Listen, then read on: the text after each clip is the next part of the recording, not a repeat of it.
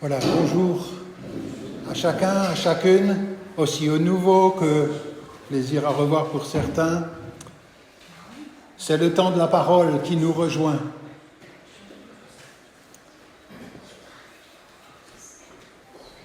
Les derniers dimanches, nous avons abordé la question de la sainteté de Dieu. Nous avons aussi dit que le Seigneur n'est pas un Dieu qui fait de la comptabilité avec nous, où nous aurions quelque chose à payer pour qu'il nous paye en retour. Dieu,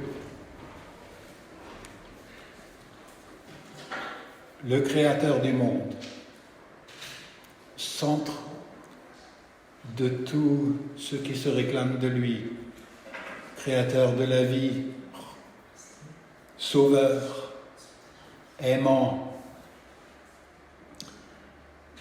Je vais utiliser des dias, s'il y a moyen de les mettre. J'ai pensé prolonger avec vous une des dimensions de l'enseignement de Dieu. Nous savons par les Écritures que l'Église, vous et moi, et d'autres, en grand nombre, certains étant déjà morts, d'autres sont encore à venir, constitue quelque chose qu'on a de la peine à décrire que sous forme d'image. Le corps du Christ, je fais partie de quelque chose, d'un corps qui est plus que moi. Le corps du Christ, c'est un collectif.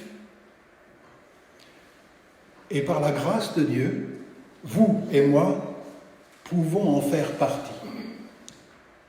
Il y a toutefois une autre image, celle du temple.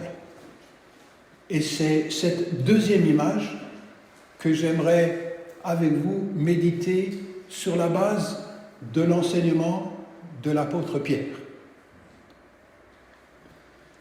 On y réfléchit peu. Qu'est-ce que signifie nous, collectifs, sommes le temple du Dieu vivant? D'abord, des temples, nous, on pense à édifices protestants, d'accord? Mais du temps de Jésus, il y en avait un seul. Enfin, il y avait aussi les temples dédiés à Diane, à Apollon, à Zeus, etc., d'accord? Mais quand on croit dans le Dieu vivant, il y avait un temple. Nous avons vu la fois dernière que le temple de l'Éternel lui-même peut se faire corrompre, au point que Jésus, de son vivant, a dit « c'est une caverne de stockage des vols ». Caverne de voleurs, vous vous rendez compte? La maison du Dieu vivant peut se faire corrompre. Et même les prières qui sont dites, ou les cantiques qui sont dits, ou chantés là-dedans, peuvent être faits pour être vus des hommes. C'est l'enseignement de Jésus. Tout peut se corrompre.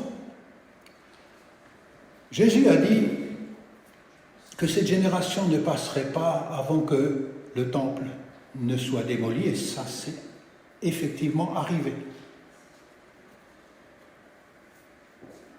Les apôtres vont reprendre le thème du temple. J'ai mis comme titre « Vivre le temple de Dieu ». Appel à un double ajustement. Et c'est cet ajustement qui sera le contenu même du message d'aujourd'hui.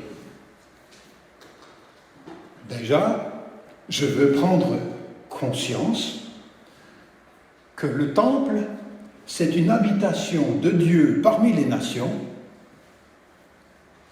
et dont les composants, la matérialité, ce qui le construit, ce sont des gens, des chrétiens, unis entre eux. Alors déjà, vous allez me dire, c'est pas possible. On ne construit pas un temple avec des corps. Pourtant, cette image est reprise par les Écritures. Par exemple, l'apôtre Paul, quand il écrit à des chrétiens qui se trouvent à Corinthe, où il y a plein de temples dédiés à toutes sortes de dieux, d'accord? Ils savent ce que c'est un temple. Il y a pourtant une chose qu'on n'a pas dit tout à l'heure dans l'énumération de ce pourquoi l'Église est là. Ah, si, sur la bande. C'est, on allait au temple pour faire des sacrifices. C'est la raison pour laquelle presque toutes les boucheries dans les temples, dans les villes comme Corinthe, c'était de la viande qui avait été sacrifiée dans les différents temples, et à l'extérieur, on vendait ça. Ça posait toutes sortes de questions, Est-ce que tu manges de cette viande ou tu ne manges pas de cette viande si tu es croyant ou juif? Ah, c'est tout un débat, je ne le prends pas maintenant. Les sacrifices, animaux, ou d'objets, ou de choses. Dans la première épître de Corinthiens, au chapitre 3, verset 16, il y a comme une sorte de rappel à des chrétiens. Ne savez-vous pas savoir? Savoir, c'est comment je me comprends, comment je m'identifie, qui suis-je au fond en Christ?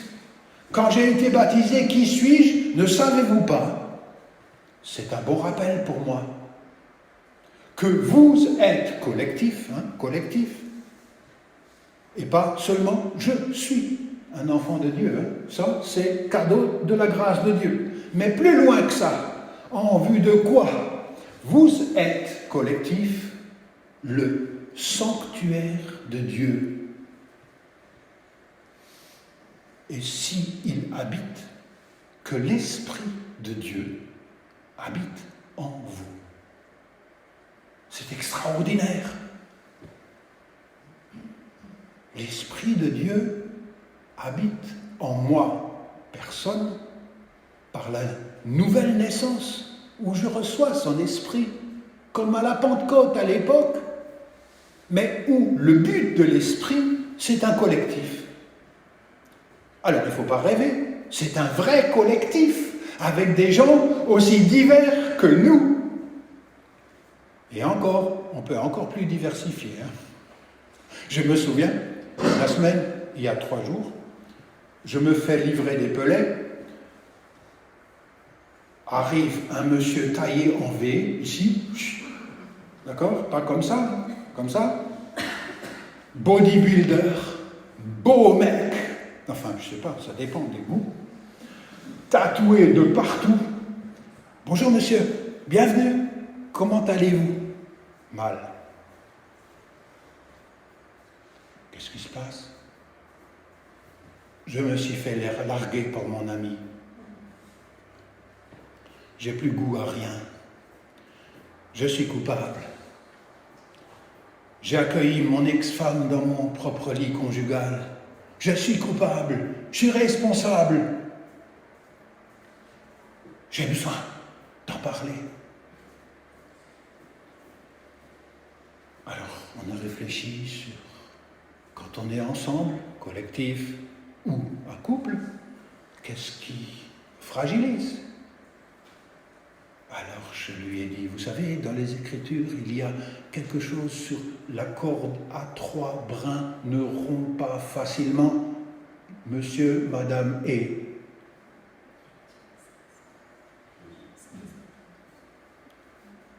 Ça dépend après des options de vie. Cet homme, tout d'un coup, du fond de son trou, il s'est dit, je vais aller voir un pasteur pour parler ou un prêtre, peu importe, à ce stade. Quelqu'un du Seigneur, parce que je suis trop fragile. Voilà ce colosse qui se rend compte de sa fragilité. Alors, pourquoi je vous en parle? Parce que dans le sanctuaire de Dieu, on ne se choisit pas. Vous avez choisi les membres de l'Église, vous? Non, c'est du tout venant.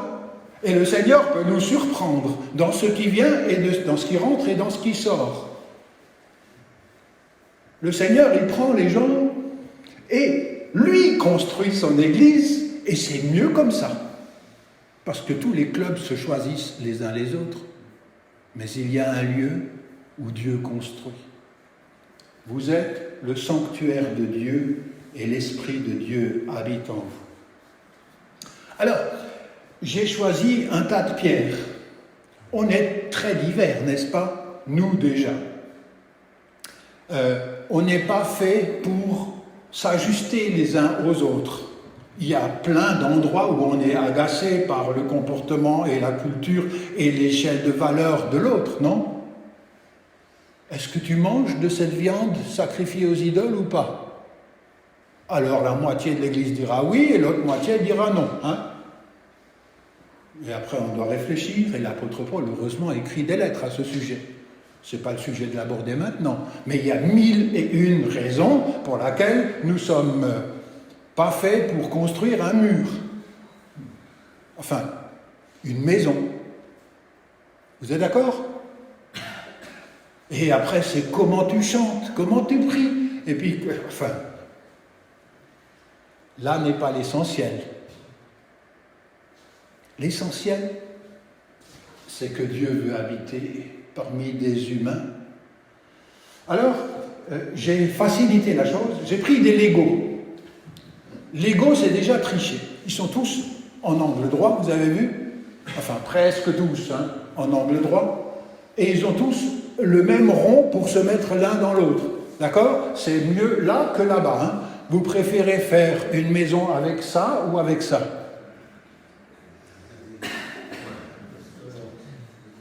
Avec les Legos, c'est plus simple, hein? Surtout quand c'est une maison. Bon, là-bas, il faut du liant, vous êtes d'accord? Il faut vraiment du béton ou de la chaux, ou je ne sais pas quoi. Hein? On n'est pas taillé pour s'ajuster. On est taillé pour être tout seul. Un tas de chrétiens, c'est plus facile qu'une. Non? Qu'un assemblage plus ou moins harmonieux. Je vais faire un exercice avec vous. J'ai pris des Legos. Alors, j'ai facilité les choses. J'ai fait une pierre d'angle. Vous avez vu? Enfin, excusez-moi, pour les Suisses, ici, c'est pas pour vous, c'est pas que pour vous. C'est pas un drapeau suisse, j'essaie de représenter Jésus. D'accord? Alors, ne faites pas l'assimilation suisse égale Jésus, d'accord?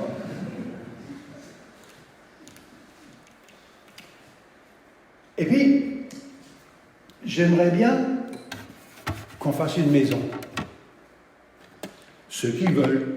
Ici, personne ne force les gens à aller à l'église, j'espère. Est-ce que l'un de vous serait d'accord de nous donner... Vous prenez une chose, même si c'est comme ça, ou si c'est comme ça, vous prenez une chose, d'accord? Et on va essayer de faire une maison où Dieu habite. Vous voulez bien? Et encore, j'ai triché, c'est pas des pierres tout venant, hein? Qui est-ce qui est d'accord de passer pour... Et puis, vous m'aidez, vous, d'accord? Vous avez le droit d'ôter des choses, d'accord? Vous avez le droit d'ôter une chose, mais vous prenez une chose, et puis on essaye de faire une maison. Et on réfléchit ensemble. Ça va? Et puis, vous venez mettre... Oui, vous venez mettre votre bout ici.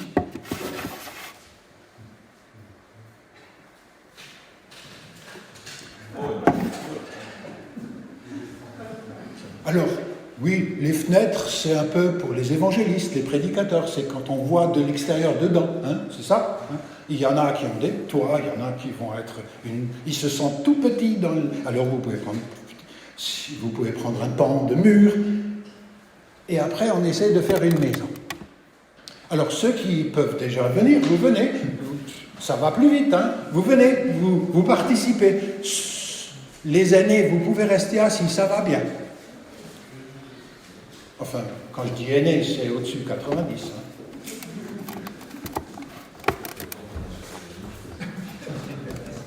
Et puis, voilà.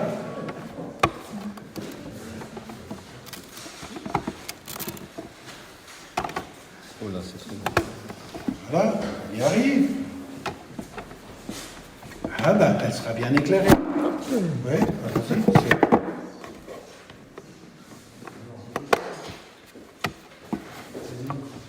Voilà, c'est juste fait pour. Ah ben voilà, on y arrive. Si je fais un mot, c'est Pas bien. Bien. Il y a un peu un problème. Oui. Attends, non, c'est plutôt une porte. Et la cocoteuse me porte. Bien. Édifiez-vous en maison spirituelle. Le collectif. Édifiez-vous en maison spirituelle. Voilà. Oui, des fois on arrive dans une église où il y a déjà des choses, hein, et puis c'est un peu le bazar. Hein. S'ajuster, c'est pas simple toujours. Ouais.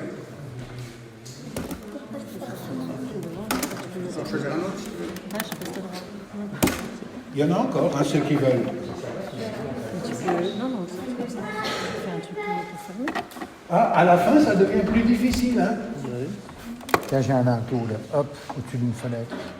Regarde ça. Tous les groupes humains, à un moment donné, ont tendance à se faire plein. Merci, on est bien tout seul. Plus de place pour intervenir et ça devient difficile. Une maison spirituelle. Là, on peut tourner dans tous les sens. Oui, c'est pas grave. D'ailleurs, l'église, est-ce que doit être un temple achevé?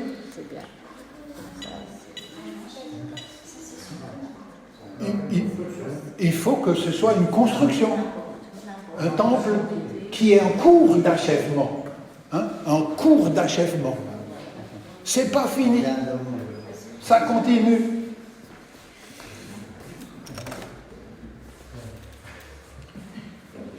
Qu'est-ce que vous avez fait à l'église? Nous, on a joué au Lego.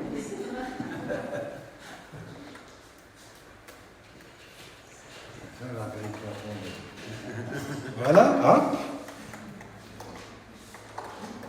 Voilà, il y a des endroits un peu bancs. Calme. C'est au pluriel? Calme. Voilà.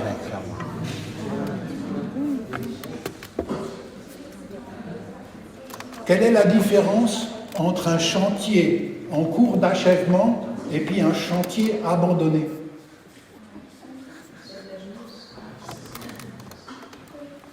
Quelle est la différence? Moi, je me souviens, en tant que jeune, pendant 20 ans, il y avait un chantier abandonné. Dans le temps, ça existait. Aujourd'hui, je ne sais pas si ça existerait encore, mais abandonné. Pardon? Les mauvaises herbes y poussent, mais surtout, on n'y travaille plus. C'est dramatique, une église où on n'y travaille plus. Vous êtes d'accord avec ça? Oui. Alors, bienvenue. Écoutez, c'est pas mal esthétiquement. Et en plus sur un établi. Ça veut dire en cours de construction. Ouais. Enfin, la fondation, j'ai mis un truc. Oui. Alors, au sujet des fondations, on y vient maintenant, et je vous invite à découvrir une parole inspirée de l'apôtre Pierre pour nous aujourd'hui. J'en fais la lecture. C'est dans la première épître de Pierre, au chapitre 2, versets 1 à 6.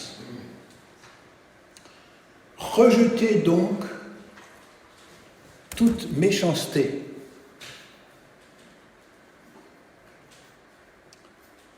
Dieu est saint, Dieu est amour. Rejetez donc toute méchanceté, toute ruse ou fourberie, toute forme d'hypocrisie. Vous vous souvenez ce que j'ai dit? Ils font des prières pour être vus des hommes. D'accord? Rejeter. C'est jamais fini, ceci. Rejeter. Toute envie, cette volonté d'accaparement et de comparaison constante pour briller, toute envie et toute médisance. C'est quoi la médisance? Dire du mal de quelqu'un. Mais si on a raison, c'est encore de la médisance? Oui. Et si on a tort, ça s'appelle la calomnie. C'est encore plus grave, mais la médisance, déjà. Bien. Oui, mon capitaine. Rejeté, je vais le faire. Comme des enfants régénérés, nouveau-nés. Souvenez-vous, la régénération. Souvenez-vous, Jésus qui rencontre un homme religieux et dit, si tu ne nais pas de nouveau, tu ne peux pas voir le royaume de Dieu. D'accord? Nicodème.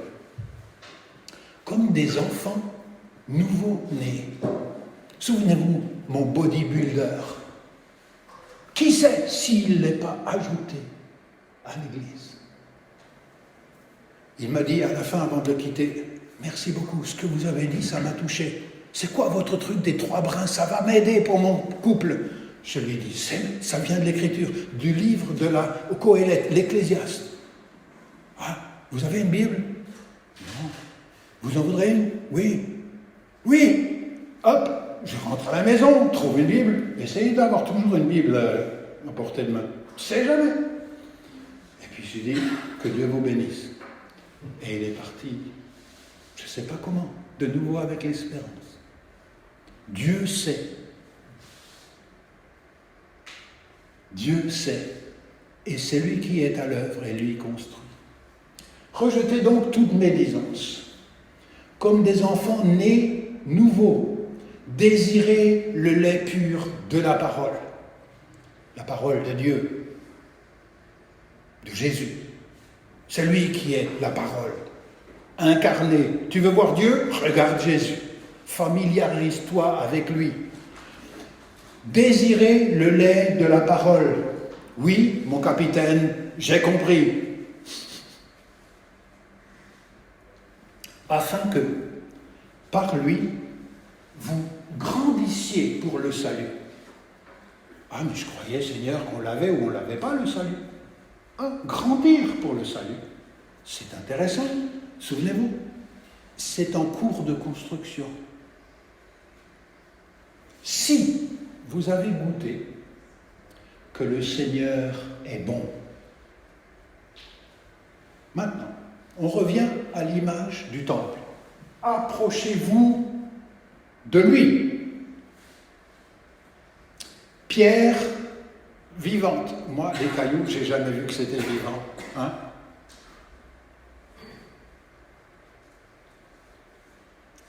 Pierre vivante. Rejeté par les hommes, il a été crucifié, d'accord? Mais aux yeux de Dieu, choisie et précieuse.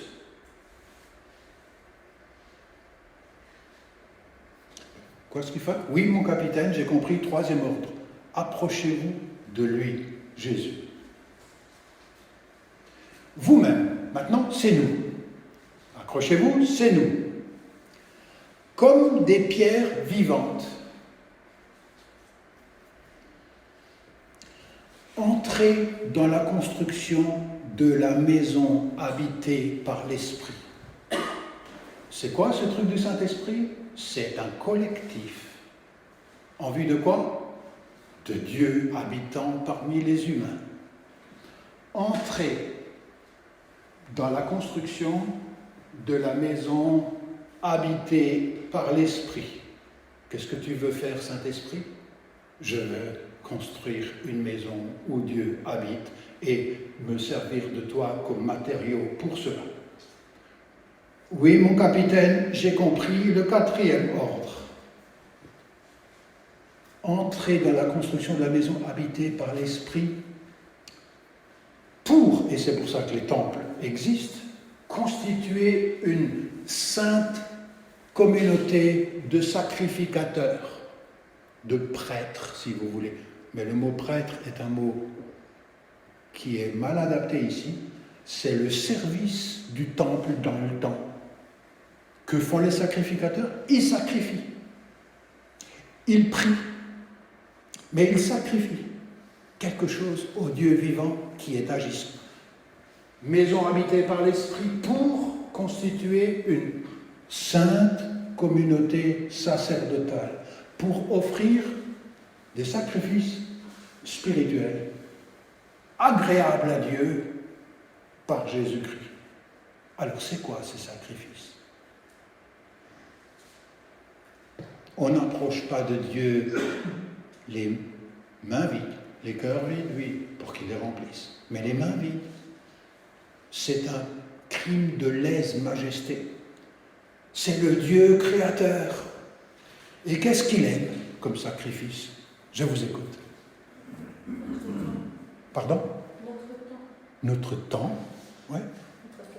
Notre cœur, avant tout. Notre sincérité. Notre travail. Qu'est-ce qu'il aime comme sacrifice? En général, on dit de louange. Sans parole. Pardon? Oui. Qu'on pratique Qu'on pratique sa sa parole. parole. Mais là-dedans, il y a aussi une place à table chez nous à la maison. Il y a aussi nos corps. Mon corps est un sacrifice de bonne odeur pour le Seigneur lorsqu'il est orienté selon Jésus. L'apôtre Paul le dit dans l'Épître aux Romains, chapitre 12. Nos corps, c'est-à-dire nos vies tout entières, nos désirs aussi, qui peuvent être purifiés. Une communauté de prêtres sacerdotales pour offrir des sacrifices spirituels agréables à Dieu par Jésus-Christ, car on trouve dans l'Écriture, et là c'est une citation que fait Pierre de sa Bible, d'Ésaïe 28, qui dit « Voici je pose en Sion », Sion c'est la ville de la paix, c'est Jérusalem, une pierre d'angle, choisie et précieuse, celui qui met sur cette pierre sa confiance ne sera pas confus. On a fait un exercice simple, j'ai mis une pierre d'angle. Si j'avais mis rien, il y a quelqu'un qui aurait posé peut-être premier coin.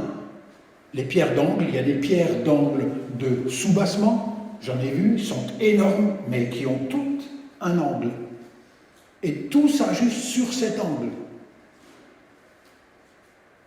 J'ai mis pour vous un repère d'orientation et de vie. Une pierre d'angle, c'est Jésus, c'est lui, avec son enseignement, avec ses actions, avec sa résurrection, avec son esprit. C'est une pierre d'angle. C'est un déterminant pour que le temple soit temple et pas juste tas. Alors, je vous donne 4 points. J'apprends que le temple auquel je participe, quel que soit mon âge et ma situation, et ma race et ma langue, et mon niveau de vie, et mon passé, appelle un service de Dieu, des sacrifices.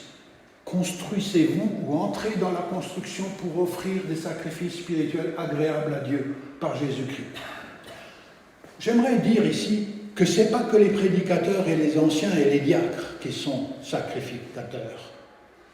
Et ça, c'est une différence par rapport au temple de Jérusalem. Tous, tu es, je suis, identité nouvelle à consolider. Je suis sacrificateur du Dieu très haut, au service de Dieu, pour un projet collectif de présence du Saint-Esprit. Et il n'y a personne qui est trop.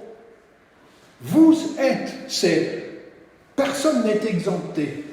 pour apporter des sacrifices à Dieu volontairement, régulièrement, comme une discipline de l'esprit. Maintenant, le temple, c'est l'église locale de Corinthe, c'est local, mais c'est aussi bien plus grand. Et un jour, ce temple viendra quand il sera total, il vient du ciel. Ce qui vient, c'est la Jérusalem céleste, c'est un temple cité. Une cité-temple, il n'y a pas de temple dedans. C'est Dieu qui sera présent en tous. Et quelque chose des entreprises locales du temple de Dieu est récupéré pour ce qui vient de Dieu. C'est la société guérie à laquelle nous aspirons tous.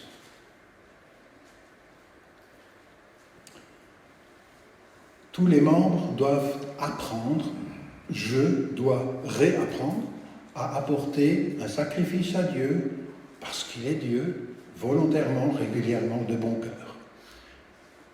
Amen. Qui êtes-vous? Sacrificateur dans le temple. Deuxième point, c'est un collectif. Construisez-vous, n'abandonnez pas ce chantier de grâce. Construisez-vous pour former une maison spirituelle, une maison où habite le Saint-Esprit, dans le collectif. Vous, comme des pierres vivantes. Ici, j'aimerais montrer quelque chose. Oui, la nouvelle naissance et la conversion initiale est importante. Mais il y a aussi une conversion continuée. La dimension collective du salut. Le salut n'est pas qu'individuel. Il est un moyen pour quelque chose qui est dynamique, qu'on n'abandonne pas et à laquelle je fais l'alliance avec vous de continuer.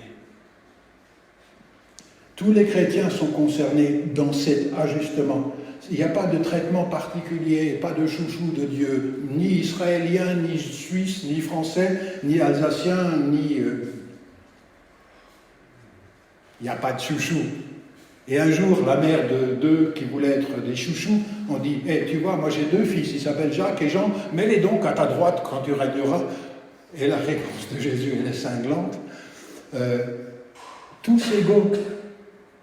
Le baptême en Jésus-Christ que nous avons reçu montre qu'on est tous égaux, qu'on est tous concernés. L'Église, j'utilise un mot un petit peu plus sophistiqué. L'Église, c'est une communauté participative. C'est certainement pas un lieu de spectacle. C'est un lieu où on se fait l'un à l'autre par la grâce du Saint-Esprit. Chaque disciple a reçu un don à offrir. Par exemple, ça ne veut pas dire que ce don n'est que à exercer dans le cadre du culte, mais un don particulier dans la vie où, quand il est au service de Dieu, qu'est-ce que ça fait du bien? J'essaie de le répéter. Qu'est-ce que l'Église est belle quand chacun qui la compose donne le meilleur de lui-même pour la gloire de Dieu. Alors certaines choses ont lieu ici, mais tous les charismes et tous les dons n'ont pas lieu uniquement dans le cadre de l'heure et demie du culte. Vous êtes d'accord? C'est tout ce qui édifie, quoi? Le temple, le lieu où Dieu habite. Quand chacun met le meilleur de lui-même pour la grâce de Dieu, pour l'honorer, eh bien Dieu habite. Un charisme qui n'est pas donné n'est même pas un charisme. C'est une prétention. Charisme, c'est quand c'est donné. Quand c'est pas donné, c'est pas un charisme. C'est, je sais pas quoi, une illusion. D'accord avec ça? Alors voilà, à des moments de ma vie, je suis en situation de pouvoir offrir plutôt ça. Et dans d'autres moments de ma vie, plutôt ça. Ça dépend des contingences, du temps plus ou moins disponible, du métier, des enfants, des petits-enfants, ou des voisins, ou des maladies. Mais ça, c'est dans les mains de Dieu. L'important, c'est qu'à un moment donné, j'ai mon identité, je fais partie du peuple de Dieu. L'Église, une communauté participative, mais pas au mal, mais au bien. Paul s'oppose ainsi à des sous-évaluations de soi. Il y a souvent la moitié d'une Église qui s'imagine qu'ils sont rien. Et là, il te dit, tu es sacrificateur. Mais il s'oppose ici à des surévaluations de soi. Je suis comme un petit pape, vous savez c'est? L'Église n'a pas besoin de petit pape. Claude, par exemple. Donc, ce qui est intéressant, c'est qu'il nous met à notre juste place, comme principe actif, avec une dignité restaurée. Et dans cette Église, quand le Saint-Esprit est là, je reconnais toujours le Saint-Esprit, parce que quand le Saint-Esprit est à l'œuvre, ce qui manque d'honneur en reçoit. C'est qu'on se tourne vers les gens, ça compte. Ceux qui manquent d'honneur reçoivent de l'honneur. Voici une pierre d'angle. Elle est même de soubassement. Nous, les croyants en Jésus-Christ, constituons un sanctuaire, la présence divine. Vous avez été construits sur les fondations, constitués par les apôtres qui témoignent de Jésus et les prophètes qui annoncent Jésus. Jésus-Christ lui-même étant la pierre d'angle. Donc le premier ajustement, sur les deux ajustements que je vous ai promis, c'est clair, c'est Jésus. Que Jésus continue à être la pierre d'angle de cet rassemblement ici. Amen. Tout le reste, ça vaut que dalle. Vous êtes d'accord avec ça? Approchez-vous de lui, Jésus, pierre vivante, ressuscité, ressuscité. Une pierre, c'est mort. Pierre vivante, c'est la force de la puissance de la résurrection. Par les humains, certes, mais choisie, précieuse aux yeux de Dieu.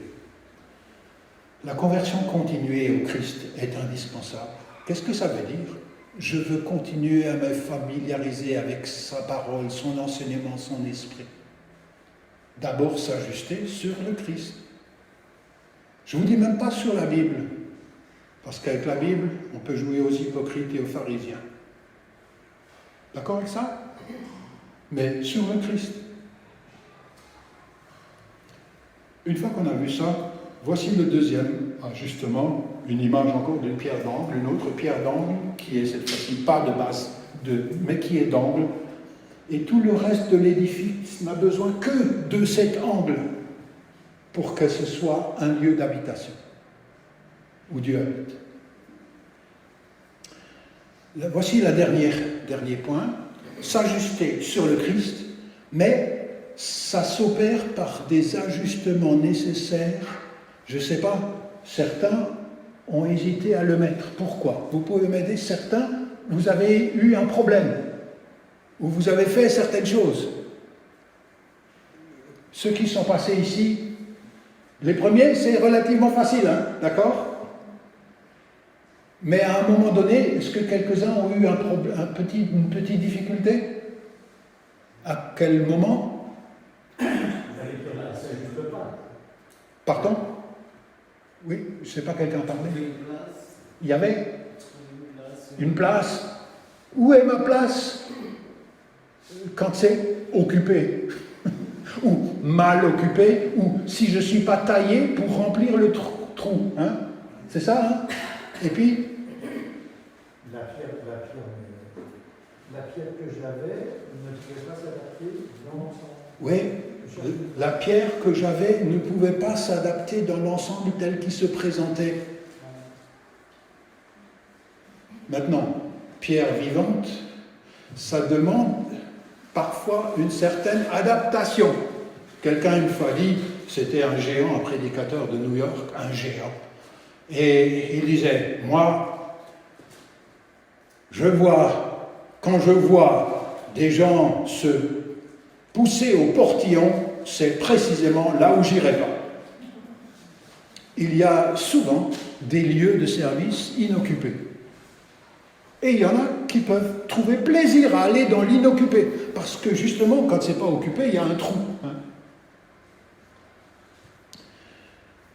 L'ajustement nécessaire dans ce dernier point est nécessaire parce que j'aime que Dieu manifeste sa présence dans un collectif où personne n'est trop et où les uns avec les autres, ça peut être beau, comme ça peut être moche.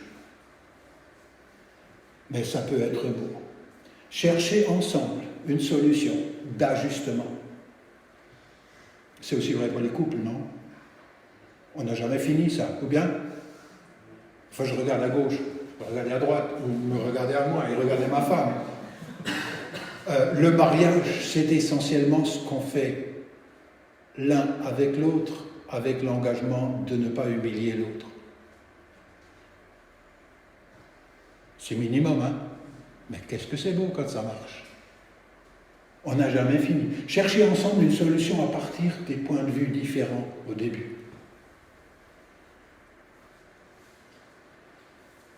Qu'est-ce que tu fais dans une église où quelqu'un a peur de manger de la viande sacrifiée à Diane? Qu'est-ce que tu fais? Un détour. Tu t'abstiendras un moment jusqu'à ce qu'il ait grandi dans la foi. Hein? Non? Mais ça, c'est une adaptation.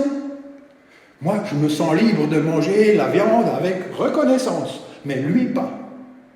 Parce qu'il vient d'un autre contexte, vous saisissez? L'ajustement était nécessaire. Voir le conflit inévitable. Je ne connais pas de couple sans adaptation. Je ne connais pas pour le moment. Ou alors, c'est une drôle de prétention. Comme constructif, je veux y travailler ensemble parce que ce n'est pas juste une technique d'église, c'est le Saint-Esprit qui m'y invite. Comment chercher des solutions ensemble plutôt que chacun qui cherche à avoir raison dans son coin contre l'autre?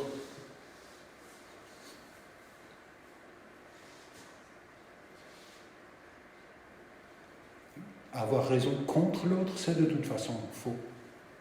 Avoir raison pour l'autre, c'est une autre chose. Alors, il y a un mot qu'on ne trouve pas dans la Bible qui s'appelle coopération. Opérer ensemble, le mieux possible, avec le plus possible de gens, quand on prend des décisions. Faire du ménage. Si je sais que mon frère ou ma sœur en a contre moi, je vais faire rien considérer de plus spirituel que d'aller dire « Est-ce qu'il y a quelque chose? Est-ce qu'on peut régler nos violons? Est-ce qu'on peut régler nos violons pour que ce ne soit pas une cacophonie quand on est ensemble ?» C'est juste, non? Il y a des églises, tu sens que c'est tout près d'exploser tellement on ne fait pas ça. Et pourtant, on n'a pas changé de cantique. Mais c'est bon de régler nos violons tant que c'est possible. Cela implique quoi? Que quand je me réclame du Saint-Esprit ou de la spiritualité ou de la Bible, je chercherai la proximité relationnelle, là où c'est nécessaire. Des négociations, c'est possible. Il y a des choses qui sont secondaires où on peut négocier. Des ajustements en tout cas. Ajustement, une compatibilité des personnes en Christ, de la communication simple et respectueuse. L'un de vous a dit tout à l'heure l'intégrité. Oui, je crois que c'est important. Se tenir derrière qui on est. Un rythme commun et une clarté des rôles. Alors, ce n'est pas un long fleuve tranquille, je ne me fais pas de soucis, j'ai jamais vu une église où c'était un long fleuve tranquille, mais j'ai toujours vu que quand le Saint-Esprit est présent, il opère de ces ajustements mutuels. Et je termine avec cette dernière dia, s'ajuster sur Jésus, c'est une sorte de résumé. Nous sommes les matériaux de la présence de Dieu dans le monde. La souffrance est inévitable, avec des épreuves. Mais en faisant le bien, jusqu'à mon dernier souffle.